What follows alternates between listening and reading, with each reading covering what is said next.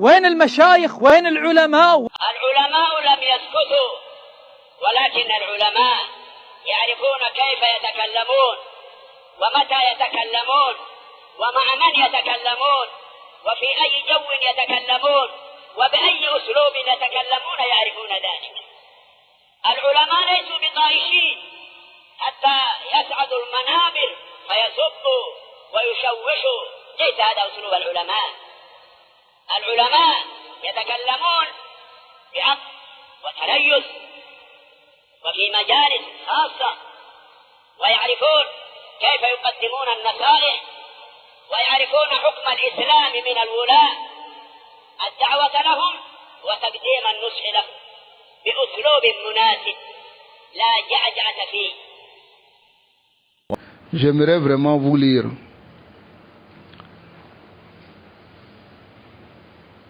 une fatwa du Cheikh Saleh Al-Fawzan Hafizahullah Ta'ala en termes de nasiha à mes frères. J'avais déjà donné cette nasiha dans les questions que je lis chaque matin qui sont adressées aux savants. Mais c'est quelque chose qui est beaucoup répété. Et nous, en tant que salafis, on risque de rentrer dans ces choses-là sans vraiment nous en rendre compte. Donc, il faut multiplier la nasiha pour qu'on puisse comprendre quel est le mawqif des gens de la sunna sur ces sujets-là. Vous savez que dernièrement,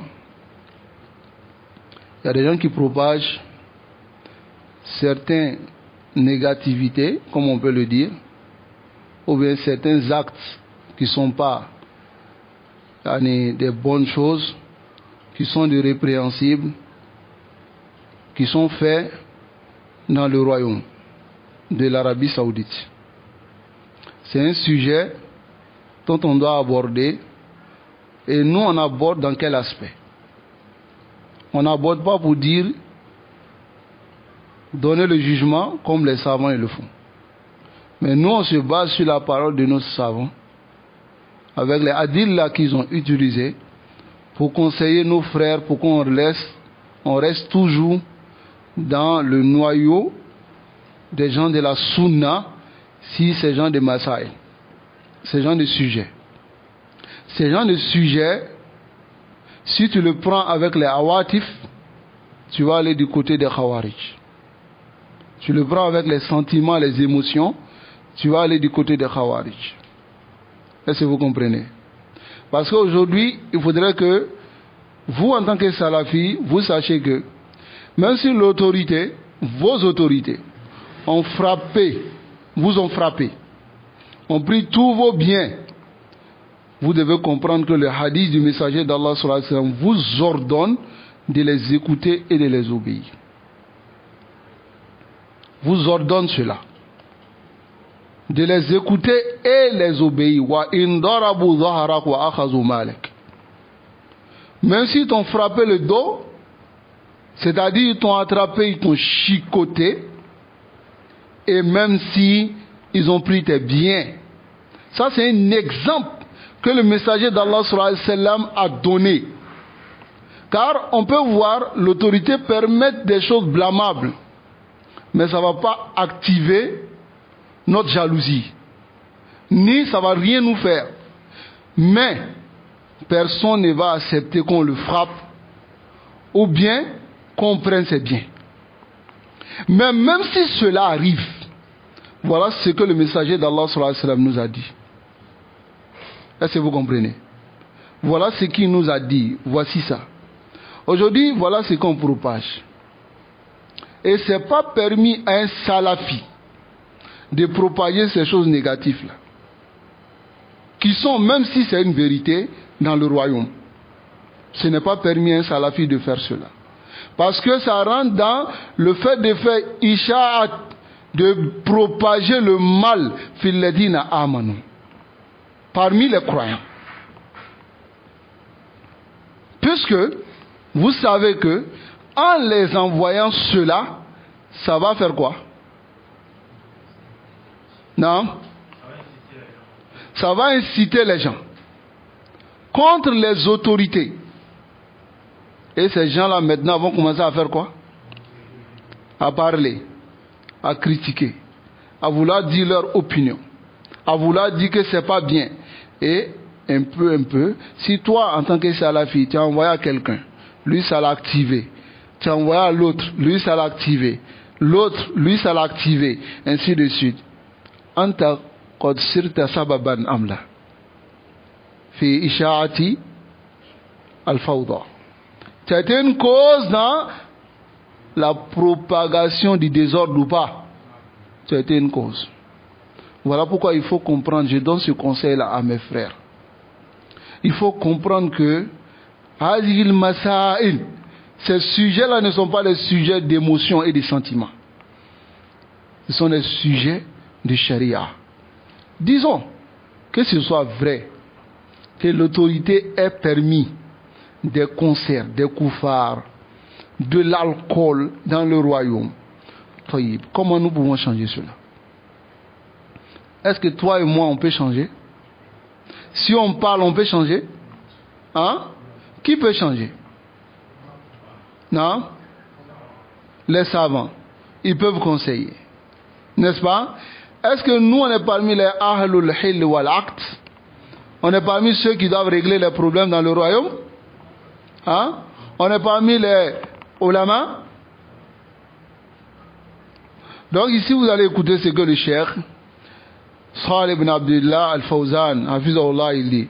On lui a posé la question, quel est le manhaj authentique dans le conseil des autorités? Khasatan, de façon spécifique. Ahwa bitashhir al-manabir. Est-ce qu'on doit parler sur les chairs de les mimbar, bi afal al-munkara, pour montrer aux gens que les actions qui sont faites dans le pays sont les mauvaises actions que les autorités sont en train de permettre? Est-ce qu'on doit faire cela? Voilà la question qui est posée au chef. Amma munasahatun fi sirr, ou bien les conseillers en privé.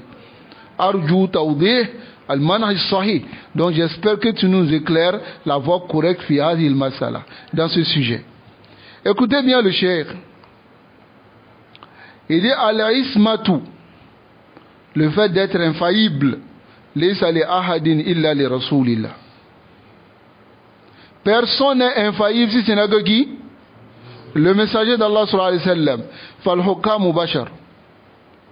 Les autorités sont des hommes. Yukhti'una wala shak. Ils font des erreurs sans aucun doute. N'est-ce pas? Wala shak anna indahum akhta. Il n'y a pas de doute qu'ils ont des erreurs. Ok?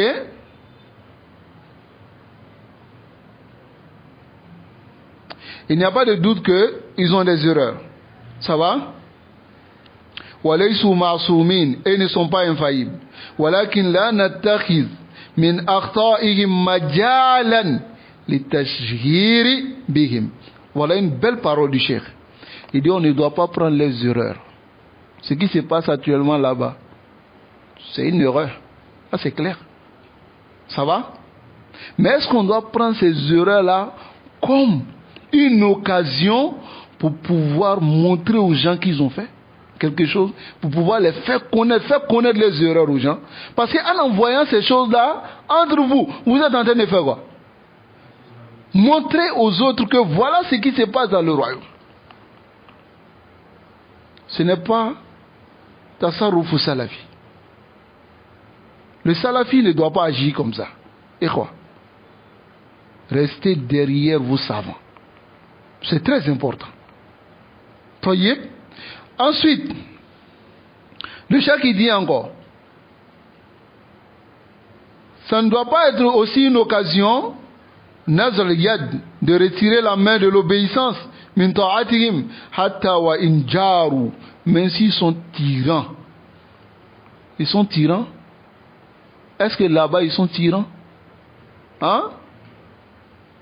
Wa in dalamu, même s'ils font de l'injustice, hatta wa in asaw, même s'ils ont désobéi à Allah, ma lam ya'tu kufran bawah, tant qu'ils ne viennent pas avec une mécréance claire, alhamdulillah, là-bas on continue à préserver le tawhid.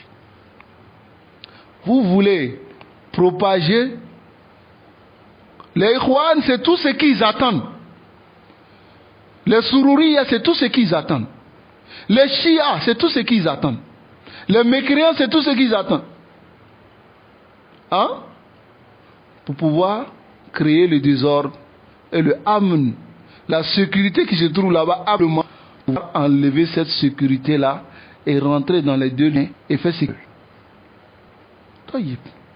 On décide de changer ce qui est là-bas. Non, on va traîner, permettre ce qui n'est pas bon. On va changer. On change comment? On change comment, Ikhwa? Allah subhanahu wa ta'ala nous préserve et qui nous guide sans fin sur le droit chemin. Alors voilà pourquoi ici il dit kama amara bizalika Rasulullah sallallahu alayhi wa sallam, quand le messager d'Allah sallallahu alayhi wa sallam a ordonné cela. Wa in kana indahum ma'asi, même s'ils ont des désobéissances. Wa indahum jawrun, même si ils ont de la tyrannie. Wa zulm, et de l'injustice. Wa fa isala ta'atihim, mais patienter dans leur obéissance, jam'un lil kalima, rassemble les musulmans, ne divise pas les musulmans. Wa wahdatun lil muslimin, et c'est une union pour les musulmans. Wa himayatun, et la préservation li bilad al muslimin, préserver les pays musulmans. Combien de pays les mécréants sont venus, sont rentrés parmi les musulmans, sortez, sortez, sortez. Après, ils ont installé leur koufriyat et tout ce qu'ils voulaient dans le pays. Où sont ces pays-là? La sunna vient préserver la sécurité. La sunna vient préserver, on regarde la maslaha, ce qui est plus immense, c'est de préserver le tawhid, ou bien maintenant, si il y a du désordre et que les gens commencent à sortir, non, telle personne a fait comme ça, il a fait comme ça, c'est pas normal. Tu ne verras jamais ces Ikhwan en train de dire aux gens ne faites pas le shirk. Ils vont s'associer à ces gens-là. Mais Mahasin, ils ont autorisé une danse seulement, tu les vois, ils sont activés. On dirait qu'ils aiment la religion d'Allah. Est-ce que réellement ils aiment la religion d'Allah? Hein? Ils sont activés. Tu les vois même, c'est en train de faire le khudab, pleurer sur mimbar. Pourquoi tu ne pleures pas quand les gens font le shirk? Il faut pleurer en ce moment-là. On saura que tu es vraiment jaloux pour la religion d'Allah. On va terminer avec quelque chose, et bismillah, avec une parole, et bismillah, le lundi, Inch'Allah, je vais lire toute cette partie-là. Bismillah. Tayyib. Ici, le messager d'Allah sallallahu alayhi wa sallam, il dit man ra'a minkum munkaran. On va terminer avec ce hadith. C'est un hadith qui va nous illuminer, bismillah. Disons que actuellement il y a le munkar là-bas. On va voir, on est parmi qui? Quel groupe? Il y a 3 groupes dans ce hadith, n'est-ce pas? Il dit man ra'a minkum munkaran, celui qui voit le mal, le répréhensible. Disons que là-bas aujourd'hui dans Mamlaka il y a le répréhensible. Le premier groupe, falyughayyirhu biyadi, qui change avec la main. On veut cela. Hein? Fa in lam yastati' fa bilisani. On veut cela. Hein? Hein? Fa in lam yastati'. S'il ne peut pas échanger avec la langue là, qui peut faire cela? C'est les savants qui peuvent s'approcher de l'autorité, lui parler. Ça va? Tayyib. Fa in lam yastati fa bi qalbi. Il déteste avec son cœur. Je vous donne maintenant le hadith du prophète sallallahu alayhi wa sallam qui dit man ra'a min amirihi shay'an yakrahu. Celui qui voit quelque chose de son autorité qu'il déteste, falyasbir, qu'il patiente. Est-ce qu'il a dit falyakhruj? Il a dit falyatakallam. Hein? Il a dit falyasbir. Wala yanzi'anna yadan min ta'a. Vous verrez les isbi ici, c'est ça ils aiment. Yaj'aluna zalika sulaman, comme une échelle pour pouvoir atteindre les autorités. Parce que Ouba Kela Mena. Maintenant, dans ces genre d'occasions, tu verras des gens maintenant qui vont montrer qu'ils sont jaloux pour la religion d'Allah. Pendant qu'ils sont associés à des Koubouriyin. Des gens qui adorent des tombes. Ils font l'éloge même des Koubouriyin. Des gens qui gâtent la religion d'Allah et des gens et qui gâtent encore la religion d'Allah, tels que les gens comme Kardawi, ils s'allient à eux et ils font leur éloge. Mais la seule chose qu'on vient, bon, l'autorité a permis telle chose. C'est clair que tout croyant déteste cela. Mais nous, on a une voie pour pouvoir réparer ça.